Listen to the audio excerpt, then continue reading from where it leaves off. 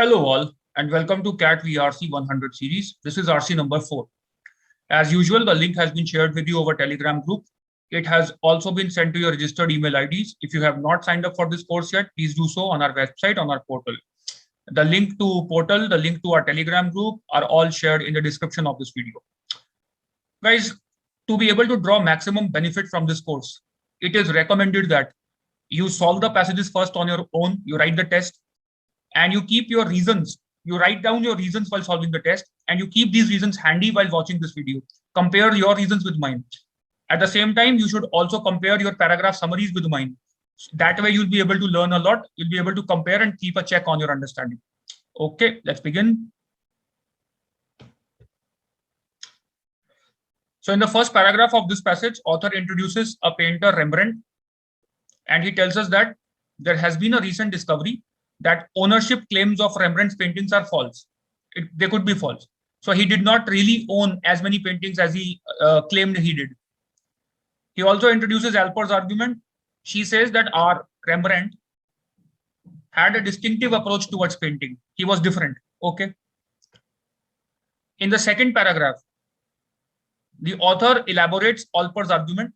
Now, please note, this is Alper's argument. Author is merely talking about or introducing or telling us about Alper's argument. He is not giving his own point of view.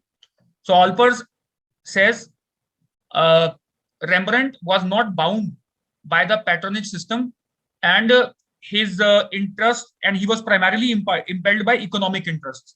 So he was an entrepreneur more than a painter, and he wanted to sell his paintings. He wanted to earn money. So his primary motives were economic in nature. That's what Alper says. But in the third paragraph, author of the passage, the writer, the narrator of this passage, partially refutes Alper's argument.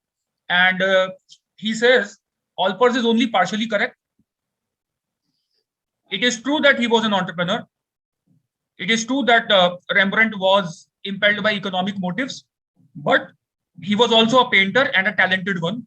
So aesthetics were also considered by this man. You cannot say that he was not concerned with the aesthetics of a painting or the artistic value of a painting. He was only concerned with monetary value of it. You cannot say so. So author basically rejects or refutes or at least partially refutes Alper's argument and says that Rembrandt was also a painter and talented one. Now, please note, we have talked about it earlier as well.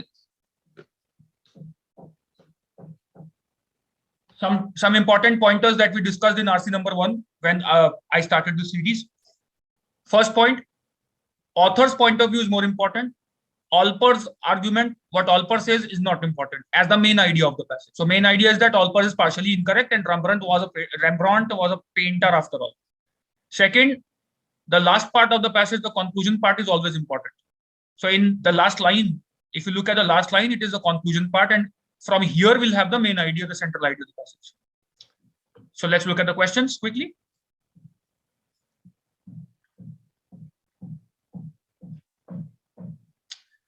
Which one of the following best summarizes the main point or the main conclusion of the author of the passage? Again, we have already figured that out. Last part, that Alper's argument is partially correct only. And Rembrandt was a talented painter. He was not just a businessman, not just an entrepreneur. He was a painter after all. He had aesthetic sense. Okay. Option A, Rembrandt was an entrepreneur whose artistic enterprise was not limited to the paintings he actually painted himself. He was an entrepreneur, but that's not the author's main point. Author's main point is he was not just an entrepreneur. He was also a talented painter himself. So this does not capture the main idea of the passage. A narrow point of discussion. The broader point is not there, that he was a talented painter. That's what author believes. The aesthetic qualities of Rembrandt's work cannot be understood without consideration of how economic motives pervaded his decisions. Arey Baba, this is again contrary to what the passage says. Author says that it was not just economic motives. Author's focus is on his artistic talents or his painting talents rather than his economic motives or entrepreneurial efforts or enterprise. Okay. So contrary to the passage. Rembrandt was one of the first artists to develop the notion of a work of art as a commodity. Wait, he was one of the first artists alien to the passage, not mentioned anywhere, alien information. Rembrandt's artistic achievement cannot be understood solely in terms of his economic decisions, solely in terms of decisions he made on the basis of what would sell in the marketplace, so economic decisions. Beautiful. Option D says Rembrandt's author's main point is that Rembrandt's artistic achievement cannot be understood solely in terms of his economic decisions. Correct. That's exactly what the passage says in the last lines. You cannot exclusively consider the economic dimension of his paintings. You have to consider the artistic dimension, aesthetic dimension as well. So that's exactly what the author's main point is. Correct answer D. According to the passage, Olpers and Schwartz disagree about which of the following. Okay. Schwartz is mentioned in the second paragraph. Despite Schwartz's brilliant documentation of Rembrandt's complicated relations with a wide circle of patrons. So Schwartz has documented the fact that Rembrandt had complicated relations with a wide circle of patrons. Despite that, Olpers has a different view. She takes the view that Rembrandt refused to submit to the prevailing patronage system. So he was not connected with the patrons. So Schwartz believed that he was connected, he had complicated relations with the wide circle of patrons, while Olpers thinks that he was not connected much with the patronage system. He refused to submit to the patronage system at all. So that's the point of disagreement they have. Let's look for the options. Let's look for the correct option. Option A. They disagree about the degree of control that Rembrandt exercised over the production of his art. Alien idea. They disagree about the role that the Rembrandt played in organizing professional brotherhoods and academies. Again, alien idea. From what we have read, at least, it may be mentioned elsewhere in the passage, but this is not, it does not answer the question. Option C. The kinds of relationships Rembrandt had with his students, no, with the patrons, the patronage system, and not the students. So, factually incorrect. The degree of Rembrandt's involvement in the patronage system, correct? It's a direct question. Option D is the answer. So they disagree about the extent to which Rembrandt was involved in the patronage system. One thinks that Schwartz thinks that he was involved with a wide circle of patrons, and the other Olpers thinks that he was not involved with the patronage system. He refused to be part of it or to submit to it. Okay. It can be inferred that the author of the passage and Olpers, author of the passage and Olpers, would be most likely to agree on which of the following. Okay. So what is the point of agreement? That he was an entrepreneur. He was driven by economic motives. What is the point of disagreement between author and Olpers? Olpers thinks that he was exclusively, solely driven by economic motives. And author thinks that he was not exclusively driven by economic motives. He was also driven by aesthetic motives. So he was a talented painter. He was not just a businessman. Olpers thinks he was just a businessman. He did not care about the aesthetic value of painting. And he did not also care about whether he owned the painting or not. He would sell the painting, others' paintings also, as his own. So he was simply driven by economic motives. So though author agrees that he was driven by economic motives, he was a good businessman, he was a good entrepreneur, he was a good marketer, but he also says that he was a good painter as well. So he had aesthetic sense. But the question says, point of agreement kya hai in dono ke beech mein? What is the point of agreement between these two? So that he was an entrepreneur is the point of agreement. Option A. Rembrandt made certain aesthetic decisions on the basis of what he understood about the demands of the marketplace. Will they agree with this point? Will both agree on this point? Okay, let's see.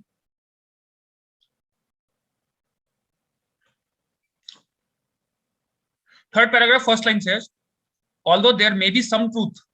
Oh, author has admitted already that there is some truth in the view that Rembrandt was an entrepreneur who made some aesthetic decisions. So on the basis of what he knew the market wanted. So while making a painting, he would use his knowledge of market demand to paint the picture or to give picture a particular aesthetic quality, to give his painting a particular aesthetic quality because he knows that people want it. This part author agrees with. Okay, option A paraphrases this, the same idea. Rembrandt made certain aesthetic decisions on the basis of what he understood about the demands of the market. Yes, author agrees with this idea, and it is also Olper's point of view. Okay. Option B, the Rembrandt corpus will not be affected if attributions of paintings to Rembrandt are found to be false. His corpus will not be affected. So his total work, his collection of works will not be affected if attributions of paintings to Rembrandt are found to be false, even if they're found to be false. Okay. The contested paintings are not minor works. First paragraph, second line. Author says that there are allegations about false ownership claims, and the contested paintings are not minor works whose removal from Rembrandt's corpus would leave it unaffected, which means it will affect them. They are not minor works whose removal would leave the corpus unaffected. Minor works hote to unka removal from his corpus would keep the corpus unaffected. But author says they are not minor works, which means option B is exactly the opposite. Author does not agree with this fact. In fact, he says that the contested paintings are major works and their removal from his corpus will affect his total corpus, the value of his corpus as well. Okay. Stylistic aspects of Rembrandt's painting can be better explained in economic terms than in historical or aesthetic terms. Can be better explained. Author has never made such a point. So this is again factually incorrect. Though author agrees that economic aspects were there, but aesthetic aspects were also there. And he has not compared the value of these two aspects, and he's not said that they can better be explained in economic terms rather than aesthetic terms. Most of the Rembrandt's best known works, okay, always be careful about the quantifiers. Most means greater than 50%. Most means greater than 50%. Most of the Rembrandt's best known works, okay, he's talking about a particular set of his works, best known ones, okay, more than 50% of his best known works were painted by his students. Does the author agree with this? But were sold under Rembrandt's name. Well. We don't see such an evidence anywhere in the passage that most of his best known works were actually painted by his students. Therefore, this is also either alien or factually incorrect.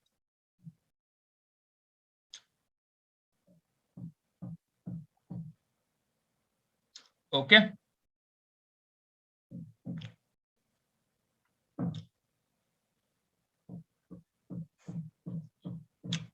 Question number 4.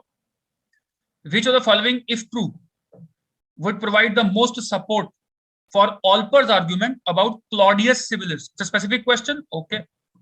It's a critical reasoning question. Which of the following, if true, would support the Olper's argument about Claudius Civilis? Okay. Now, please note, in critical reasoning questions, first note the argument. What is the Olper's argument? What is the Olper's argument about this painting, about Claudius Civilis? Note that argument and then find the answer choice which supports this idea. Okay, what is his argument? Let's see. What is her argument? Let's see. Claudius Civilis is mentioned in third paragraph.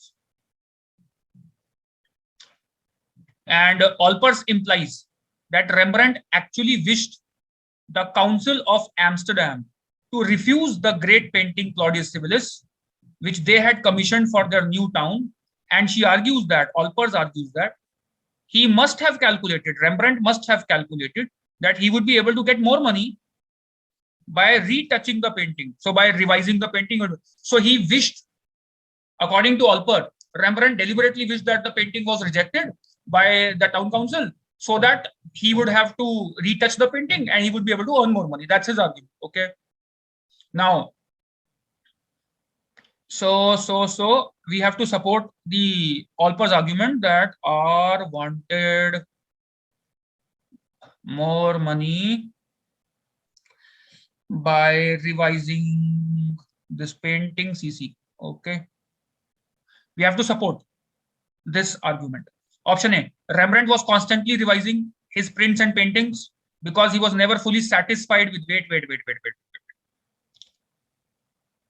Option A is not economic motive. He was driven by, option A does not support the idea, support the argument that he revised the paintings for economic motives. Rather, he revised the painting for aesthetic motives here. According to A, he revised his paintings because he was never fully satisfied with the stylistic aspects of the painting, which means for aesthetic reasons he revised. Alper's argument is that for economic motives, he would revise the painting. So this does not support the Alper's argument. Okay, eliminated. The works of many 17th century Dutch artists were painted with broad strokes and had unfinished look. Many artists. Okay. Now, please note, he left his works unfinished because he wanted the town council to give him the project again, and so that he could earn more money. It was mentioned here in the paragraph. Option B says many other artists also did so. So what? If many other artists also left their works unfinished, it does not prove that they did so for economic motives, least so that Rembrandt did it for economic motives. It might just be a painting trend to leave the work unfinished. How do we know that it was for economic motives? It could be a painting trend. So actually option B might suggest that Rembrandt was not alone. It was just an painting trend, aesthetic trend to leave the painting unfinished, and that is why he did so. It might weaken the argument that he did so for economic motives, as a matter of fact. Many of Rembrandt's contemporaries eschewed the patronage system and sold their works on the open market. Irrelevant. We have to support this idea that he left the painting unfinished so that he could earn more money by revising the painting. C tells nothing about the painting or his motives behind leaving it unfinished. Artists were frequently able to raise the price of a painting if the buyer wanted the work revised in some way. Absolutely correct. If this were so, then it supports the idea that he might have left the work unfinished because he wanted to earn more money. Okay, last question. Author views Alper's argument as what?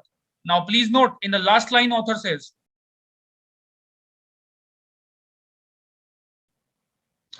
also in the first line of third paragraph, where author has taken a stand, he says, Alper's was partially correct that he had an economic sense and he was a good marketer.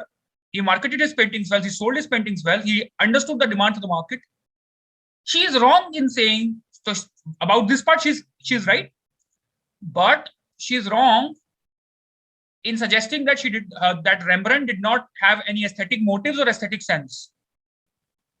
Last line also he says, the trouble is that while Rembrandt's artistic enterprise may not be reducible to the works he himself painted, it is not reducible to marketing practices either. So he was more than just a marketer. So partially correct, Alper's argument is partially correct, partially incorrect is what author says, which means author views Alper's argument as partially correct,